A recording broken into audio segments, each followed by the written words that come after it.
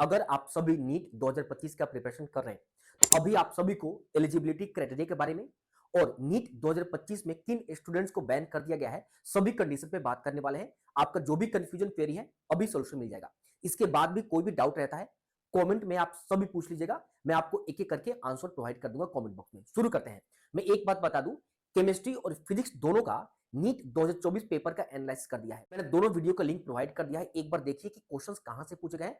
आपके लिए बहुत हेल्पफुल मिलेगा और आपको समझ में आ जाएगा कि एनसीईआरटी और प्रीवियस ईयर करना कितना जरूरी है। शुरू करते हैं। आप सभी चैनल को भी सब्सक्राइब कर लीजिए, सभी इंफॉर्मेशन और गाइडेंस आपको मिलता रहेगा। एक एक करके बात करते हैं। सबसे पहले आप सभी को बता दूं एलिजिबल स्टूडेंट कौन कौन से हैं नीट 2025 के लिए। मैं सबसे पहले बता दूं लोअर एज लिमिट जो है वो 31 दिसंबर 2028 है। मतलब मैं आपको बता दूं कि नीट 2025 में आपका एज 17 ईयर होना कंपलसरी है। तो अब कुछ क्वेश्चन ये पूछेंगे कि 2025 में किस डेट तक 17 ईयर होना जरूरी है। तो मैं आपको बता दूं 31 दिसंबर 2008 को भी अगर आपका बॉर्न होता है तो 31 दिसंबर 2025 तक होना चाहिए। मतलब 31 दिसंबर 2025 तक 17 साल अगर आपका पूरा हो जा रहा है तब आप नीट 2025 में एलिजिबल हैं। यहां पर क्लियर लिखा गया है कि 17 ईयर चाहिए जब आपका एडमिशन होता है या जब आप सभी फर्स्ट ईयर कॉलेज जाते हैं उसी ईयर के मतलब 2025 31 दिसंबर तक आपका 17 साल पूरा होना चाहिए। तो आपको समझ में आ गया कि 17 ईयर कब तक पूरा होना चाहिए। सब्जेक्ट आपका पीसीबी, पीसीएमबी या biology as a single subject भी है तब भी चलेगा। कोई भी अपर एज लिमिट नहीं है। बहुत सारे ये पूछते हैं कितना एज लिमिट है, कोई भी एज लिमिट नहीं है नीट के लिए। तो अगर आपका एज कोई भी है आप एग्जाम दे सकते हैं। अभी हाल में ही आपने खबर सुना होगा कि 62 ईयर एज में भी नीट क्वालिफाई किए हैं 2022 या 2021 में। अब यहां पे देखिए कुछ और स्टूडेंट्स यहां पे एलिजिबल हैं। अगर आपने नीट 2024 में एडमिशन ले लिया है और आप चाहते हैं नीट 2025 का प्रिपरेशन करना तब भी आप एलिजिबल हैं, इसके लिए आप एलिजिबल हैं। लेकिन कुछ कंडीशन है। अगर आपने नीट 2024 में एडमिशन ले लिया है या नीट 2023 में एडमिशन ले लिया है या नीट 2022 में एडमिशन ले लिया है लेकिन आप चाहते हैं कि आपको यहां पे बढ़िया कॉलेज नहीं मिला है, आप ट्राई कर रहे हैं कि आपको एम से कोई टॉप कॉलेज मिल जाए तो आप एलिजिबल हैं। लेकिन आप जब अगर मान लो कि नीट 2025 में आपको रैंक बहुत अच्छा आ जाता है, मान लो कि rank all India rank first आ गया, सपोज मैं एग्जांपल दे रहा हूं ऑल इंडिया रैंक 1 आ गया, इसके बावजूद भी अभी जो आपका सारा का सारा डॉक्यूमेंट है कहां है, कॉलेज में। तो कॉलेज से डॉक्यूमेंट लेने के लिए अगर आपके कॉलेज में कोई बॉन्ड फी है, क्योंकि बॉन्ड फी अलग अलग कॉलेज का अलग अलग होता है, अगर बॉन्ड फी है तो बॉन्ड फी देने के बाद डॉक्यूमेंट लेकर आपको फिर से एडमिशन लेना होगा।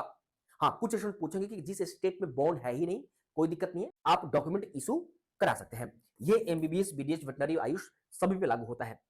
अब बात करते हैं कौन कौन से स्टूडेंट्स को बैन कर दिया गया है। देखो एलिजिबल तो आपको मैंने बता दिया, अब बैन के बारे में बात कर देते हैं कि मतलब कौन कौन स्टूडेंट डिबार है।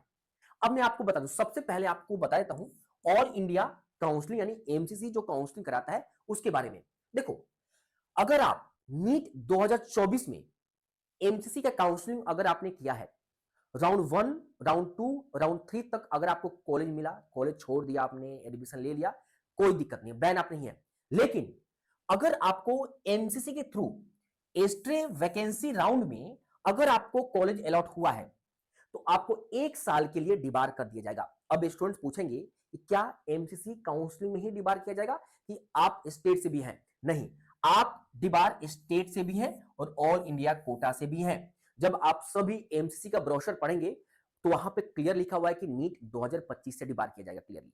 अब कुछ स्टूडेंट्स को डाउट ये रहेगा कि क्या हम एग्जाम दे सकते हैं? हाँ, हो सकता है कि नीट 2025 एग्जाम आप दे सके, लेकिन 100% गारंटी है कि आप एडमिशन में पार्टिसिपेट नहीं कर सकते।